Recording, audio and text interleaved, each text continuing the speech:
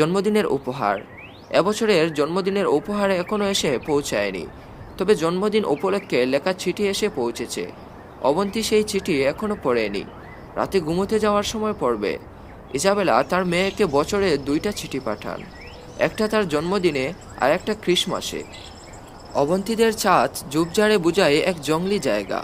তার দাদি জীবিত থাকা অবস্থায় চাঁদে বড় বড় টব তুলে নানান গাছপালা লাগিয়েছিলেন। তিনি নিয়মিত ছাদে আসতেন, গাছগুলির যত্ন নিতেন। তার মৃত্যুর পর অবন্তী ছাদে আসে, কিন্তু টবের গাছে পানি দেয় না। গাছগুলি নিজের মতো বড় হয়েছে, কিছু মরে গেছে, কিছু টবে আগাছা জন্মেছে। একটা কামিনী গাছ হয়েছে বিশাল, বর্ষায় ফুল ফুটে, সেই গন্ধ তীব্র। আজ অবশ্যই কামিনী ফুলের গন্ধ পাওয়া যাচ্ছে না। এমন কি হতে পারে কিছু বিশেষ দিনে কামিনী ফুল গন্ধ দেয় না? চাঁদের রেলিংয়ে একটা অংশ ভাঙা। অবন্তী মাঝে মাঝে এই রেলিংয়ের ভাঙা অংশে দাঁড়ায়।